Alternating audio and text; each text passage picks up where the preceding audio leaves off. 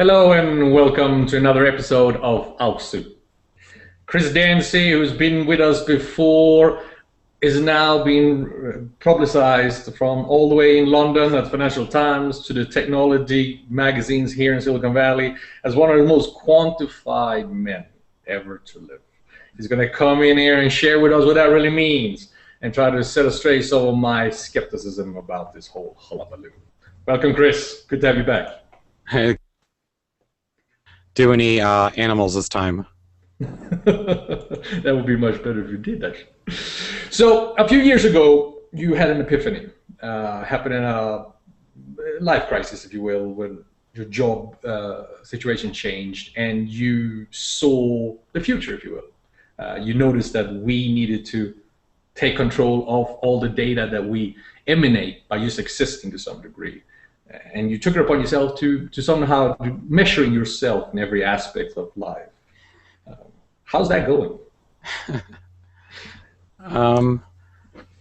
Well, I mean, I think it's really simple. I think a lot of people don't quite understand a lot of the things I say or do, and I'm getting quite used to that. Hello and welcome. Oh goodness, you just popped up on me.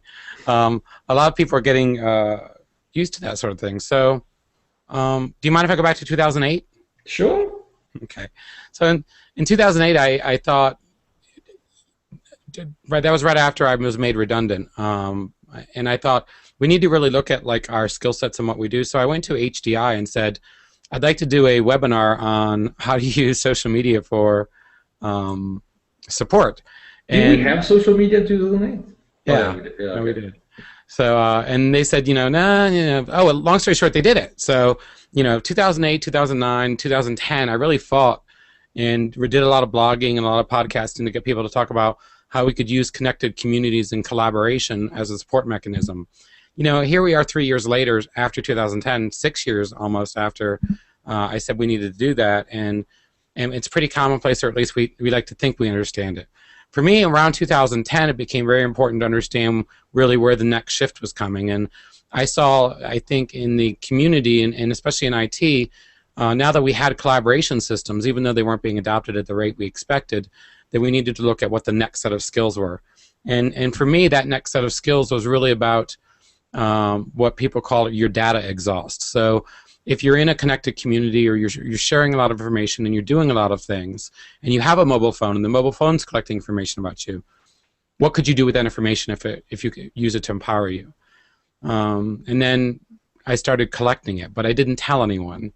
But collecting information wasn't something new to you. You had previously in your life liked to measure things like your own budget and so on, right? Yeah, I mean, I'd always been somewhat of a person who kind of focused on, what does it mean to actually have a system of record originally, right? A birth certificate, a report card from school, versus this new type of life we entered into in the beginning of this decade, which was a system of engagement and a system, and then the new era we're entering now, which is really not engagement, but a system of reflection. Mm-hmm. And the reflection really just comes from we've spent years operating, collecting and sharing and doing stuff, and how would that be used to help us? So I don't want to get too complicated because I've been no. I've been told by reflection.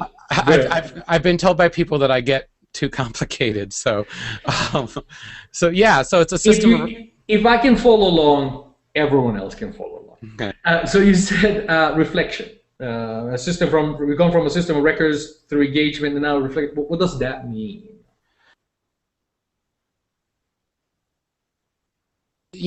Social media, the promise of it, or at least I think some people's promise of it, was that we would, all be able to share information and, have all this great stuff happen to us. But that wasn't the reality. The reality was, as soon as people realized they could stand on top of a mountain and scream anything they wanted or demand a refund for a $2 cup of coffee, it got perverted. And the way that we use social media became very narcissistic. And I felt that in reviewing how people were narcissistically using a very minor platform for their own belief systems around value-based work, that we actually had an opportunity as a culture to say, well, if this happened with social, what will happen next? So those engagements actually turned into, I said to myself, what do those engagements look like 1-2 years out?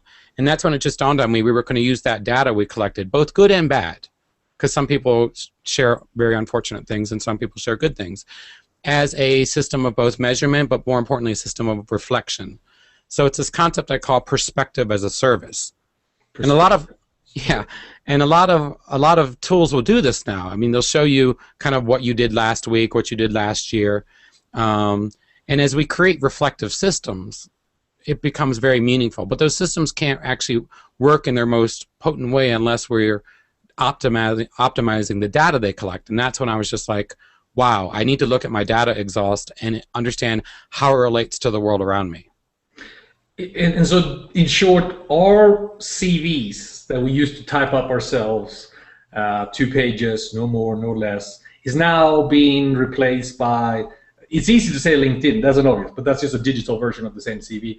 But your cloud score and other mechanism like that is becoming just as important. Is that correct? Chris? Yeah. Well, whenever someone says clout, I kind of pause because sorry. Clout is one of those paralyzing things for people. You know, they just think that, oh my gosh, you're talking about clout. You know, I don't. It's not necessarily clout. It really comes into this other concept. Do you mind if I just share a real quick some slides with you real quick? Go right ahead. I think it'll, in some ways, it'll kind of unify this idea. And you know, I've been really fortunate to work with a lot of people and have a lot of people approach me about this ideology of the future of work. So hold on when the screen gets a little weird for a minute, because we always have this, you're falling in, you're falling in, you're falling in. So can you see that screen? Yes, can see many screens. You can see many. Tell me. No, I can see it. There you go. All right. So really, this concept really just comes from something that I developed last year that TechCrunch wrote about in January, and it's that clout, as you talk about it, is basically algorithmic scoring.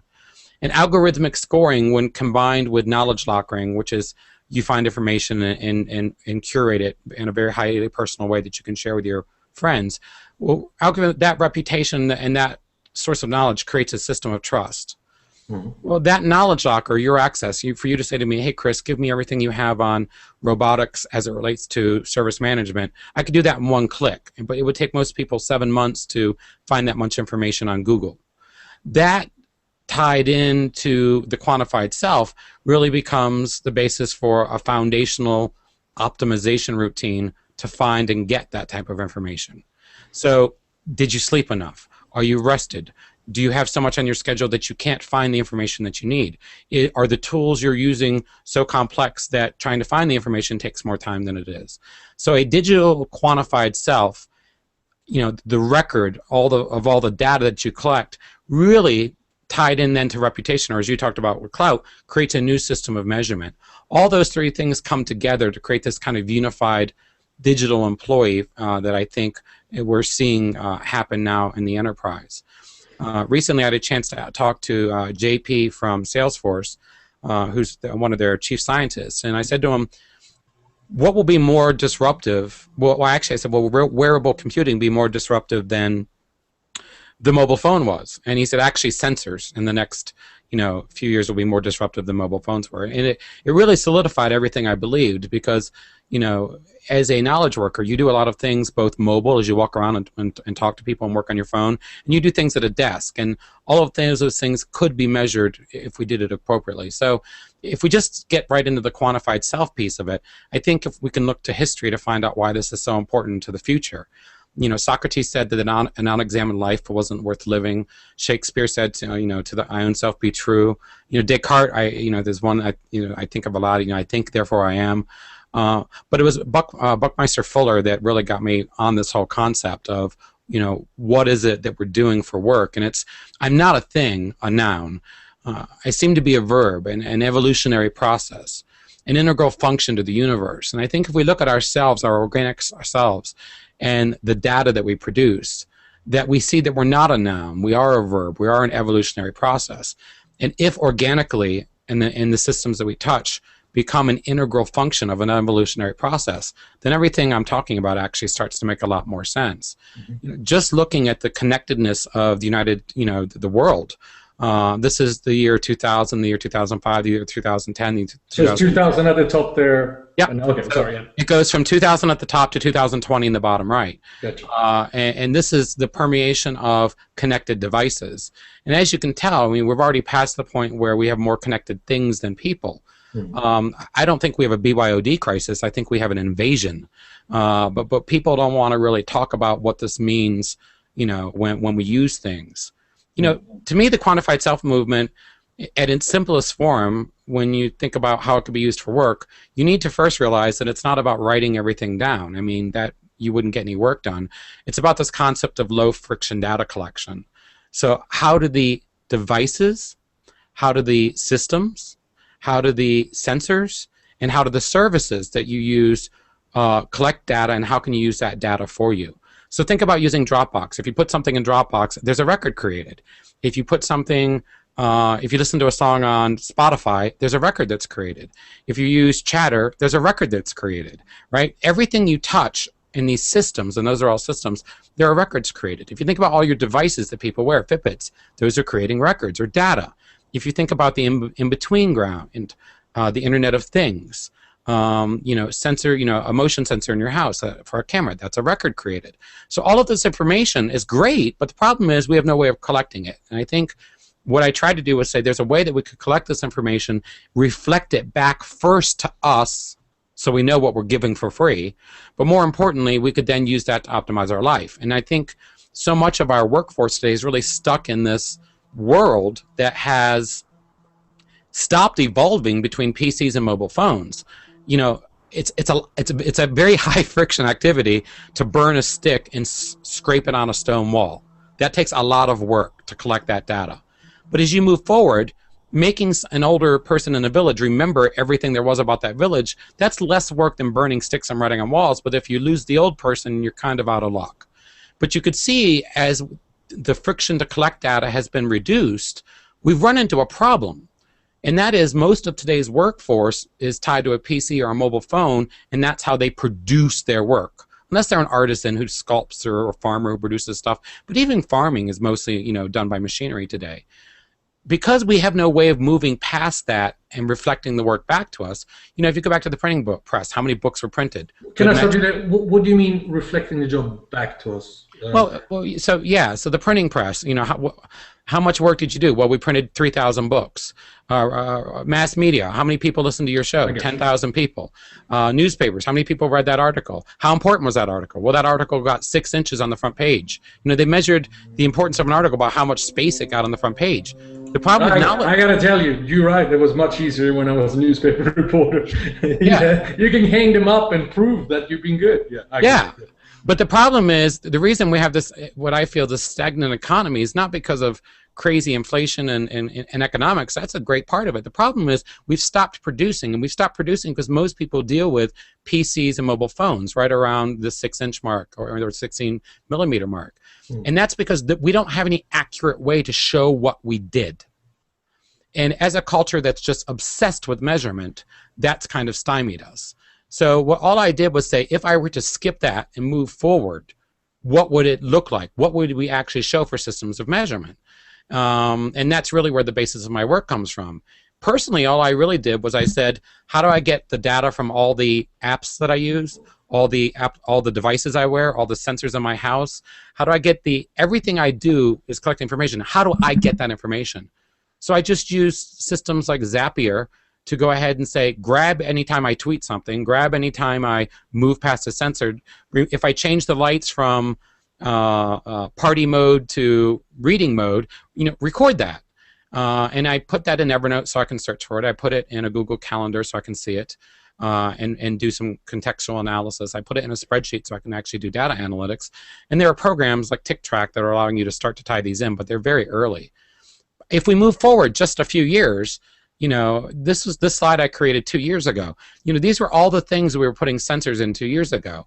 The minute I knew my sneakers had more data than my aching legs, I knew that we had a job on our hands.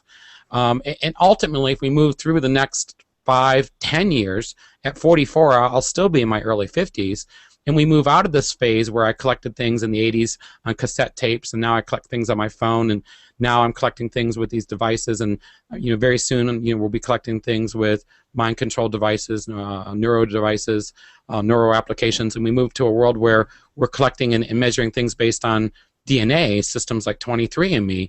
Understanding our relationship to data is going to be really important. And I think to kind of bring this home, we need to look at how people are behaving. So on this chart, you'll see at the far left, these are people on LinkedIn who are connected to me. Next to that, you've got people on Facebook who are connected to me. Next to that, you've got people who are on Fitbit who are connected to me. And next to that, you've got people on 23andMe, which is a DNA site connected to me. So if you think about it, this goes from really kind of not very personal to hyper personal, right? Mm-hmm. It's not very personal to know my job history and connect to me. It's a little bit more personal to know my cat or my dog. Why is it?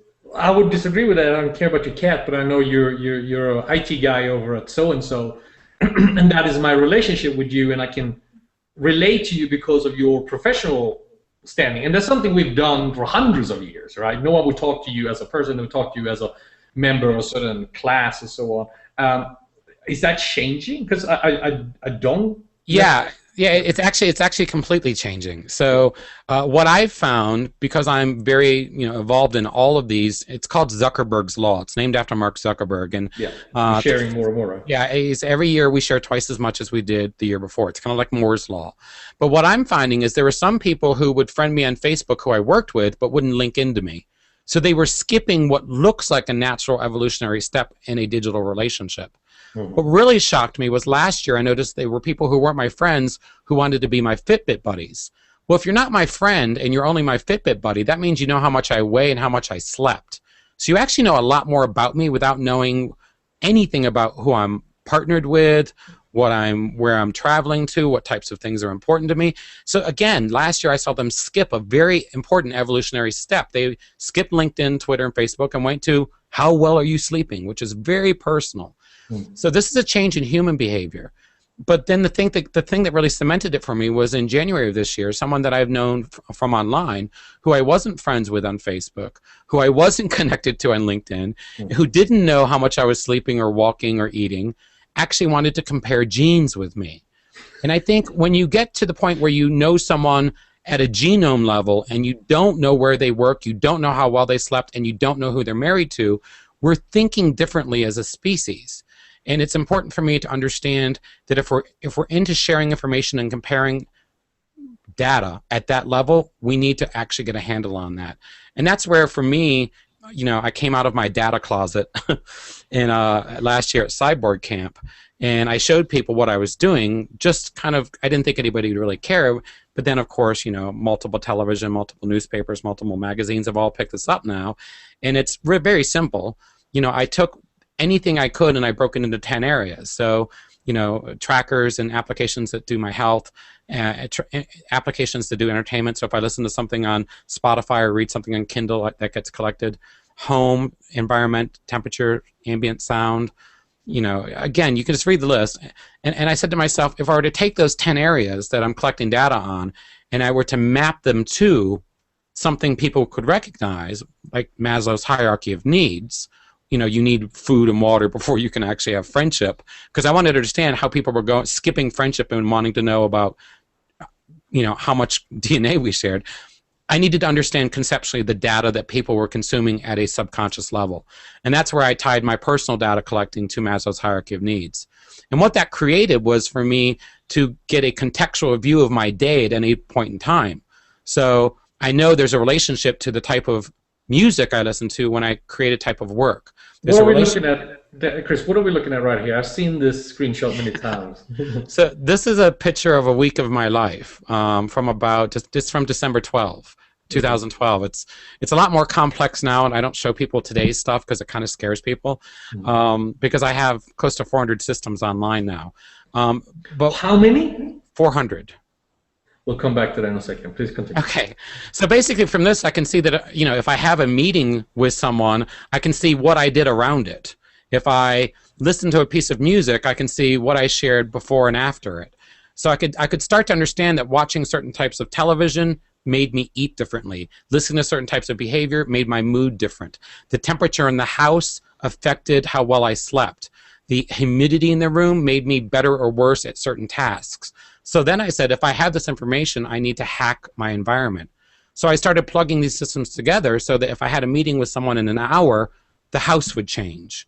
So what some people call augmented reality, to me, is really a very early, crude step, because there's nothing augmented about my reality. My reality is reality. The only difference is my reality responds to all of me, not just, like turn on the lights. Well, why not have the lights turn on and be ready for you?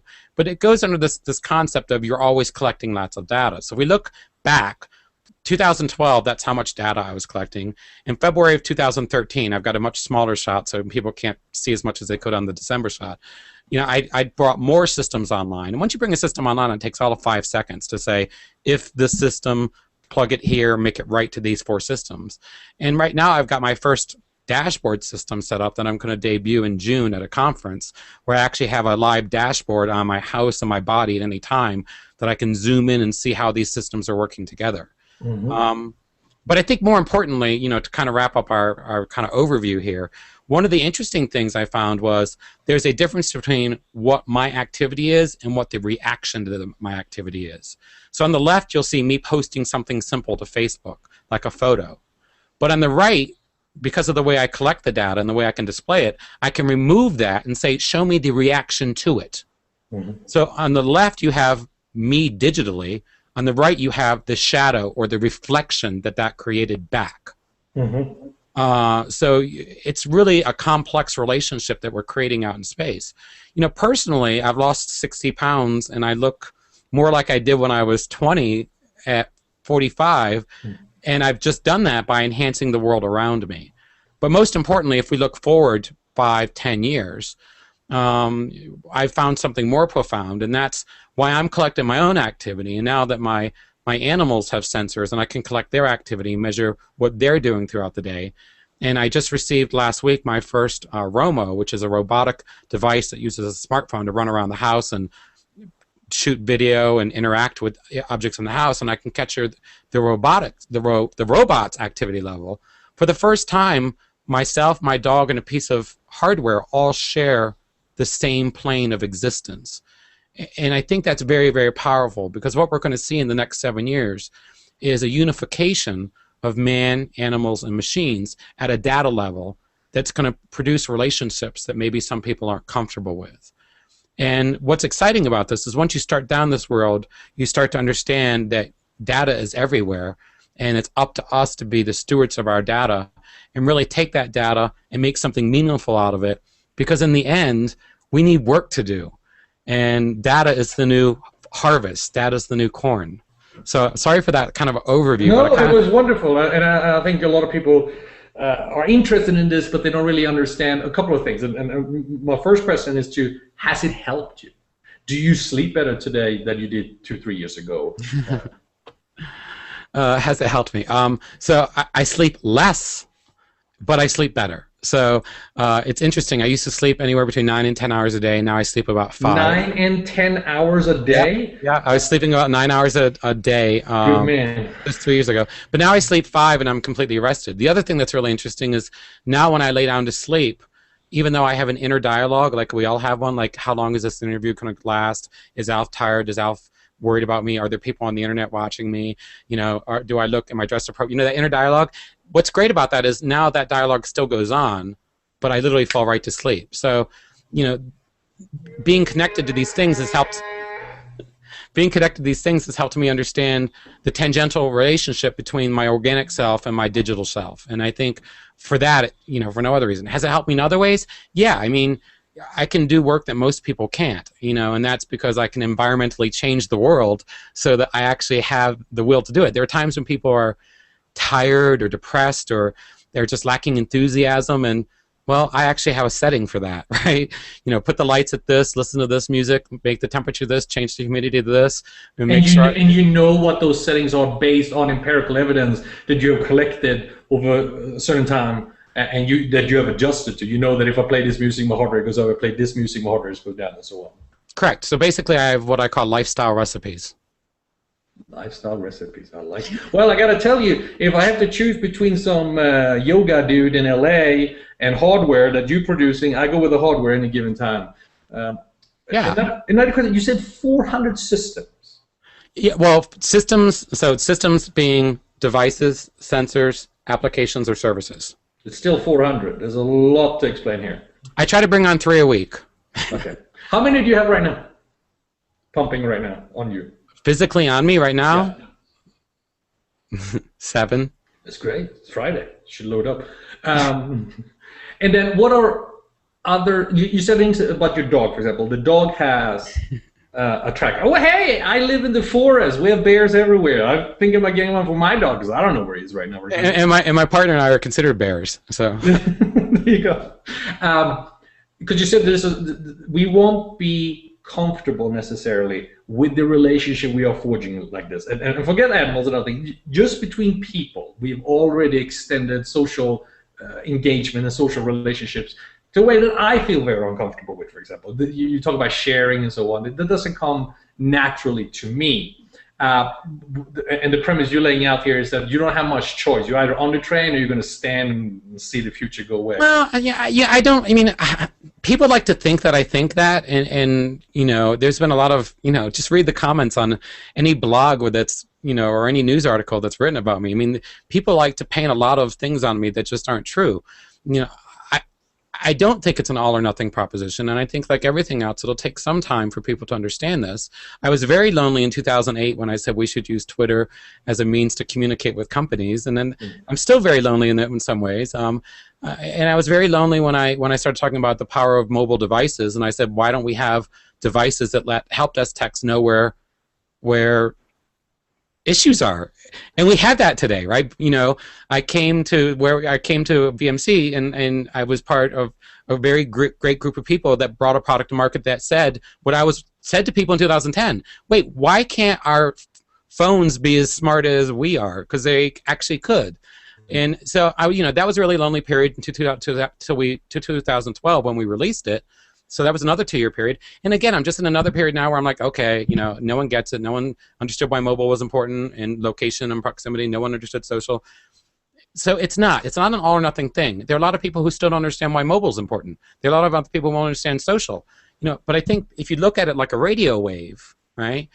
Ultimately some of these things will become less important. I can't imagine people sharing out the types of things they share out today in 7 years. It would be silly, because first off, it would be time consuming, and second off, if there are systems that can do it for you to an audience that actually wants to consume it, that's what'll happen. Now, it sounds a little bit like the first Wi-Fi networks. The first Wi-Fi networks were set up where you had to go to the library, you had to get technology books, you had to build it yourself. Yeah. Today, I was on a business trip and my 9-year-old daughter set up the Wi-Fi in her house. Yeah.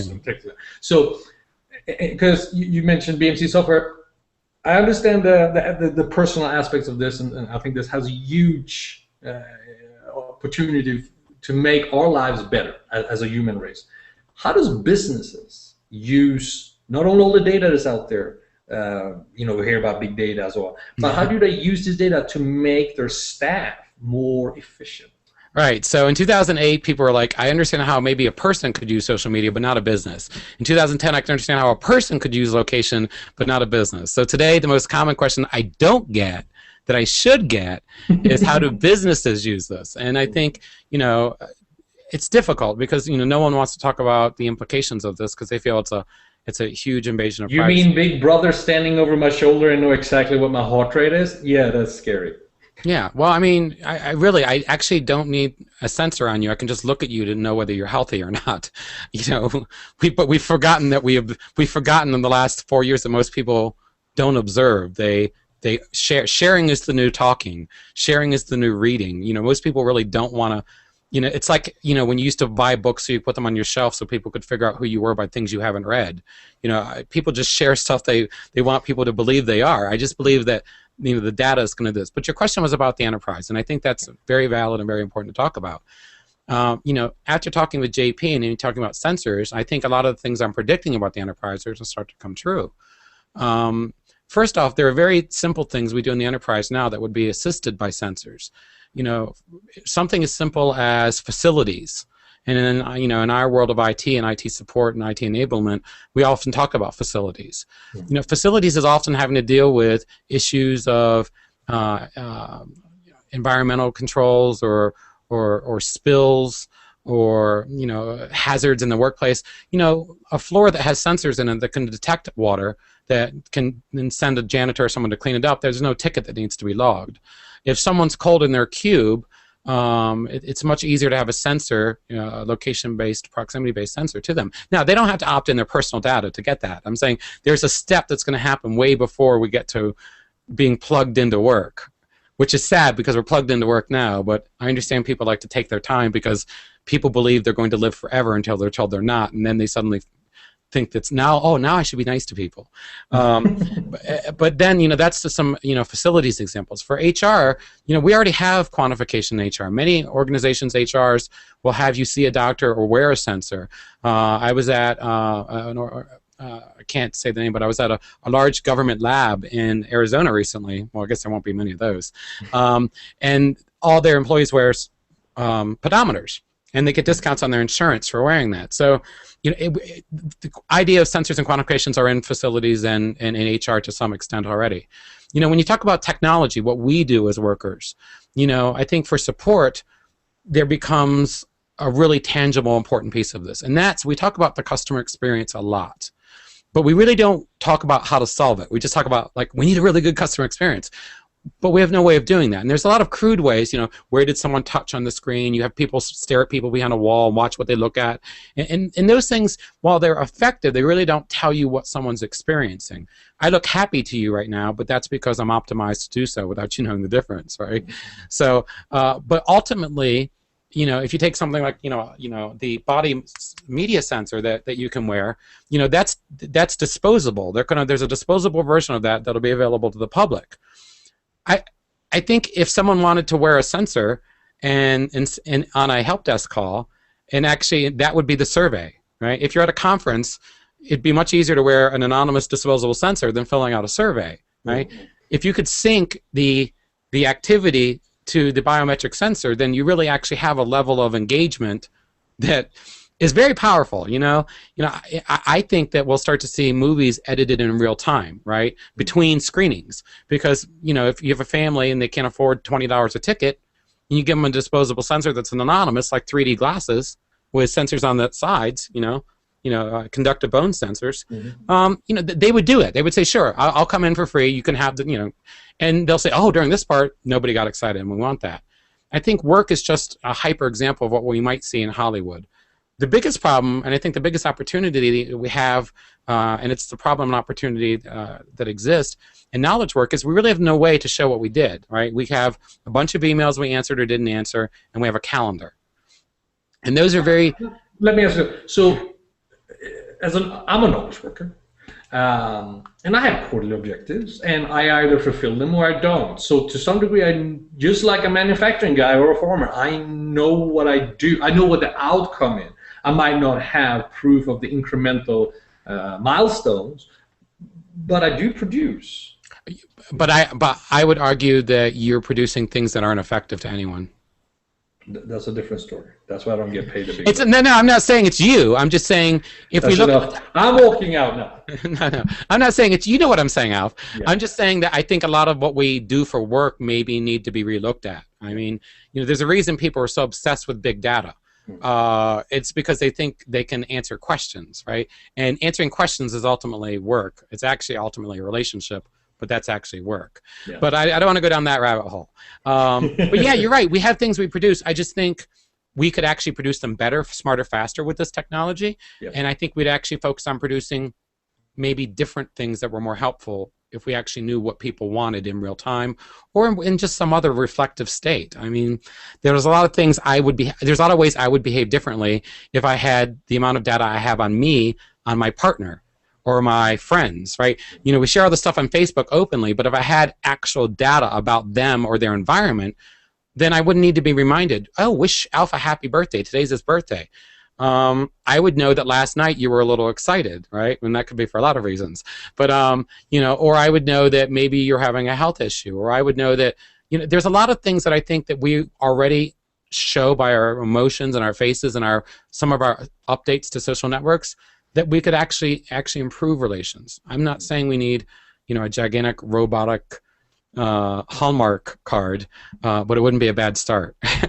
No, but and it's a normal evolution from, we always wanted to learn more about ourselves. I mean, the discipline of psychology came about, and it was very rudimental in the beginning and pretty much wrong. Anthropology, the same thing, and it's been refined and refined and refined, and today we can, although we tend to not do it, we can tell if someone is mentally unstable or doesn't feel good with high percent of clarity, and maybe 100 years ago that was just insanely crazy to talk about things like that. So and then what's happening with genome projects and so on, it's just a curiosity about us, and I get that. However, does it, and especially your interest in it, it tends to shred the mystique of humanity. It tends, if we go the route that you're pointing out, we will know everything, not only about ourselves but about everyone else, whether we want it or not. Is that good? Is that what we had? So that's 4 questions, and I only know that. Mystique, shredded. I only know because I listen. So, so I think the type of technology that we're creating will start to look and act more and more like us. There was a video running around the social web this week of a doctor who created a cartilage out of 3D printing, and then he made real ear. I think if we understand our organic biological machine, and then we understand its relationship to our psychological and our spiritual self, and you know, I'm not going to say that there is one or there isn't one, that's for people to debate, but if we take the 3 parts of a human and we realize that we're really just spending a lot of time recreating that in machines, by taking this time now to understand ourselves, we're actually enhancing what we will be able to create when it comes to a piece of technology. I don't think technology is any less organic than a tree. Trees are organic, we are organic. There's nothing unorganic about a cell phone. We created cell phones. Cell phones are created from materials that are found here. Our problem is we have, as Nathan Jerkinson says, we have this fetishism about separating and pathologizing behavior that involves technology. So we say people are addicted to cell phones, or people, you know, they write blogs about how they take technological retreats. And I think by pathologizing and creating this fetish around a real life versus a digital life, we're really doing no one any favors. So is it a good thing for us to be doing this? No, but I think it's what we need, because we don't have the skills from a spiritual or psychological state to think about anything other than me, me, me, me, me. Please look at me. Please, please, please look at me. Please pay attention to me. And I think if you actually felt that way, you would actually pay attention to yourself. And the most brilliant people I know on Twitter who love to share lots about don't know the first thing about who they are. And I think that can actually save a lot of people. I can only hope. I can only hope. What's the next big presentation you're doing that people who are interested in this come and see you? So I'm debuting all of my research in London on June 18th at the SDI Conference. And I'm sorry, not in London, it's in Birmingham.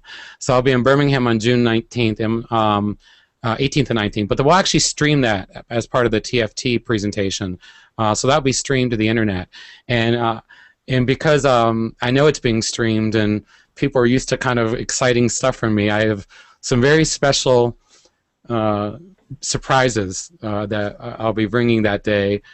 So don't be surprised if I'm not alone on stage. I'm joined with things that quite aren't human. I can't wait. I can't wait. Well, thank you, Chris. As always, it was a pleasure to have you here. I feel like I'm learning so much, and I always get a glimpse into the future when I talk to you. Scary or not, I like to see what's ahead of me. And as this evolves, I would love to have you in here talk about this more and more and educate about me and the viewers. Well, thank you so much. And again, like I always say to you, thank you for doing the zoo. Don't ever think about who watches, who doesn't watch. Create a permanent record for you to look back on. Make it no different than a scrapbook or a baby book. Make this the education of you, because it's going to be so important for you to someday use this as a mechanism to recognize your own growth. And it's going to be so cool for your kids to watch, and so exciting. And the work that you do, and after meeting you in person finally, just a few weeks ago, you're such a very special person, and I think you're going to do amazing things, and I appreciate you. Well, with blush on my chins, I will thank all of you for visiting this time. Through June, at least the latter part of it, we're going to focus on international IT. We're going to have guys talk about IT in UK, Israel, and in Asia, as well as Sweden, Norway, and Denmark. Nice. And hopefully we can all, get a glimpse of what's happening outside of Silicon Valley or America in general. And also, for you watching, Chris and some other good friends of mine are going to host our zoo for the month of July while I go on vacation. I was asked to step in and do an episode, and I'm very nervous. I'm like, I don't have the zoo sound effects or anything. But I've learned to say, "Our zoo." That's the key. That's the key. Our zoo. Well, with that, I'll thank you all. Stay safe.